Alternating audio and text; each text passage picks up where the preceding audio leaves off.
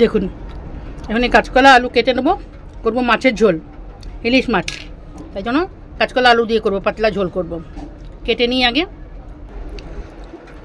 কাঁচকলা কাটার আগে আমি জল নিয়ে নিয়েছি, জলের মধ্যে দিয়ে দেবো একটু হলুদ, তাহলে কাঁচকলাটা আর কষ কালো হবে না। এরকমই কাঁচকলা পাওয়া যায় এখানে।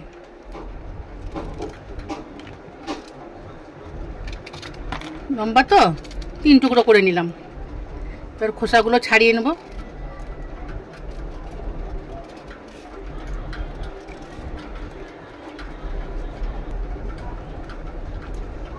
কেটে নিয়েছি, এই হলুদ জলের মধ্যে ঢেলে দিয়েছি সব। এবার আলুগুলো এরকম লম্বা লম্বা করে কেটে নেব।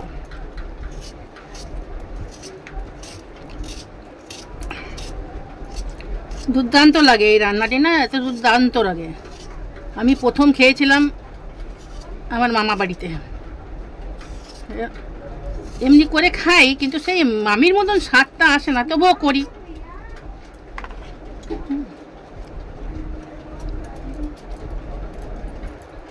তাই জন্য ভাবলাম আজকে যখন করব তখন আপনাদের সঙ্গে একটু শেয়ার করি, যে আলুগুলো এরকম লম্বা লম্বা করে কেটে নেবো 3 টুকরো করে, ব্যাস।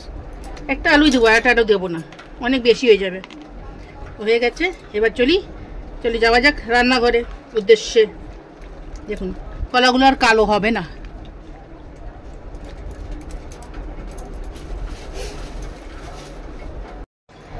দেখুন আর মাছের মধ্যে দিয়ে দেবো হলুদ, এই নুন দিয়ে দিলাম আগে, নুন আর হলুদ দিয়ে মাখিয়ে নেব মাছটাকে।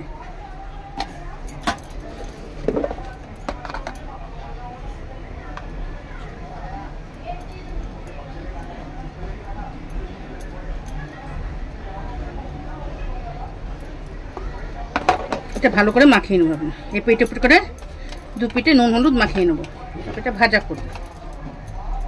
ঘরেই কেটেছি না, কাটতে কাটতে সব ভেঙে গেছে।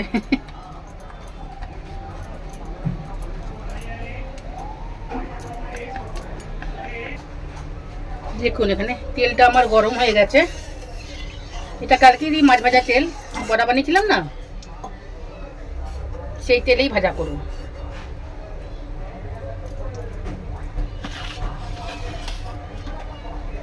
মাছটা আমি এক এক করে ছেড়ে দেবো।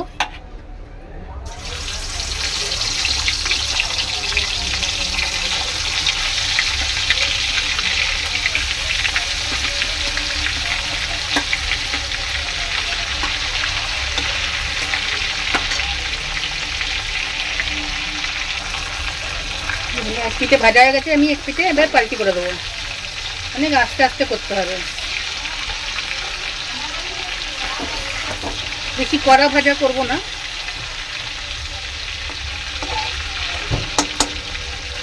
পাল্টি করে দিলাম। দেখুন ভাজা হয়ে গেছে, এবার একটা একটা করে নামিয়ে দেবো।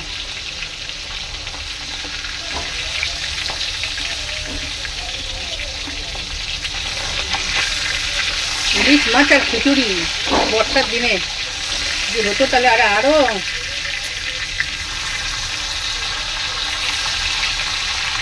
মজা হতো। অন্য 2 পিস ছিল, সেটাও দিয়ে দিলাম, এটাও ভাজা করে নেবো।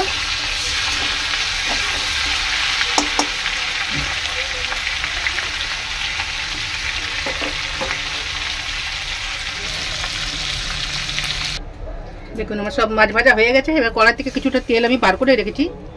এবার আমি তরকারিটা বানাবো। তরকারি তার জন্য কড়াই তেল তো গরম আছে, এদের মধ্যে কালো জিরা সম্বরা দিয়ে দিলাম। এবারে আলু পেঁয়াজগুলো আমি এর মধ্যে দিয়ে দেবো। এটাই গেল, হাতে তেল পড়ে গেছে, বরফ শাক দেবো। তেল বার করতে গিয়ে তেল পড়ে গেছে।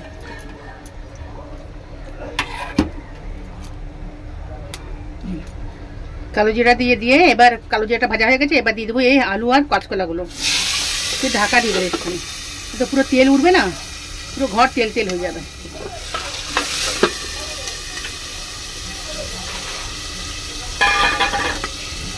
একটু পরে খুলছি,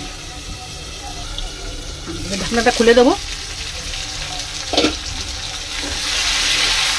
একটু ভাজা হবে আলুটা, আর এর মধ্যে দিয়ে দেবো মশলা, কিচ্ছু না, খালি জিরা আর এই লঙ্কা, লঙ্কা বাটা নেই, সেজন্য 7-8টা লঙ্কা আমি চিড়ে দিচ্ছি।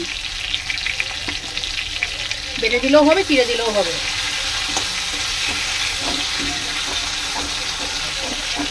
এবার আমি এর মধ্যে দিয়ে দেবো আমার যতটুকুনি গ্রেভি দরকার, ঝোলের দরকার, সেই হিসাবে আমি নুন দিয়ে দেবো। আর দেবো হলুদ। আর কোনো মশলাই এর মধ্যে যাবে না, একদম হালকা পাতলা, আর খেতে অসাধারণ। ইলিশ মাছ অনেক রকম করা যায়, সর্ষ দিয়ে, এমনি যে গ্রেভি টাইপের, ভাপা, অনেক কিছু করা যায় সেটা। পাতুরি, তারপরে সর্ষে বিরিয়ানি, কত কিছু, সর্ষে বিরিয়ানি, ইলিশ বিরিয়ানি।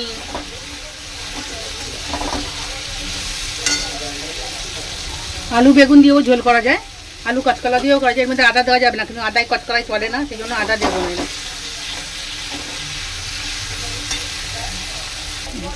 আর এটা একটু ভাজা ভাজা আছে। এবার দিয়ে দেবো এই জিরাটা একটু ভিজিয়ে রাখছি না, 1 চামচ জিরা আর লঙ্কা। এবার এটাকে, জিরাটা ভালো করে ভাজা হবে, এটা ভালো গন্ধ বেরোবে। তারপরে গিয়ে আমি এর মধ্যে দিয়ে দেবো আমার যতটুকুনি ঝোল চাই সেই হিসাবে জল। এখন না, এটা ভাজা হোক ভালো করে, মশলাটা কষানো হোক। দেখুন এবার ঢাকনাটা খুলে দেখি কি অবস্থা। ভালোই ভাজা হয়েছে, একটু নাড়িয়ে দিই। এই দেখুন, একটু পরে তুললে নিচে লেগে যেত, নিচে লাগেনি এখনো। ভালো একটা সুন্দর গন্ধ বেরিয়েছে জিরা ভাজা।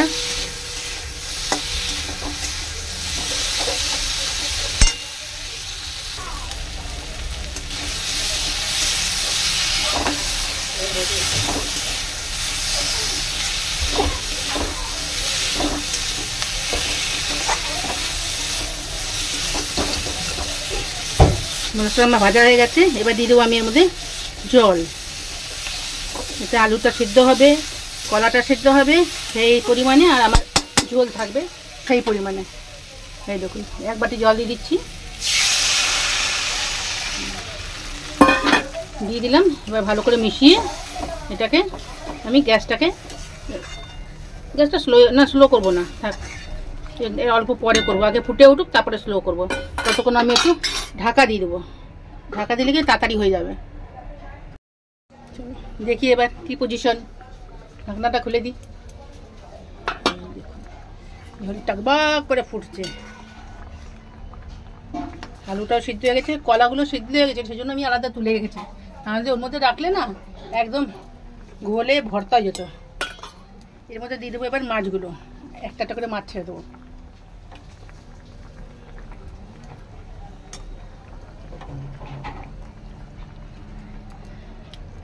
মাছটা ছেড়ে একটুখানি এই যে একটু মিলিয়ে দেবো, যাতে ডুবে যায় মাছটা ঝোলের মধ্যে। আবার একটু ঢাকা দিয়ে দেবো 2 মিনিটের জন্য, তারপরে খুলবো। দেখুন 2 মিনিট পর চলে এসেছি, মাছটা ঝোলটা ফুটছে বেশ টকবক করে। এবার আমি দিয়ে দেবো এর মধ্যে এই যে কলাটা উঠিয়ে রেখেছিলাম না, সেই কলাটা দিয়ে দেবো। কলাটা দিয়ে একটু হালকা হাতে আমি মিশিয়ে দেবো ঝোলের সঙ্গে।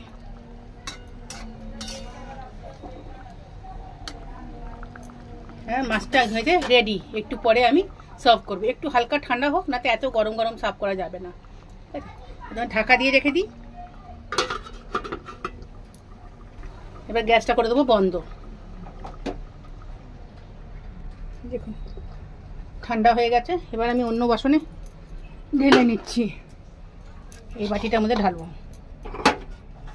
দেখতে যা সুন্দর হয়েছে, মনে হচ্ছে খেতেও অত সুন্দরই হবে। দেখা যাক দেখা যাক।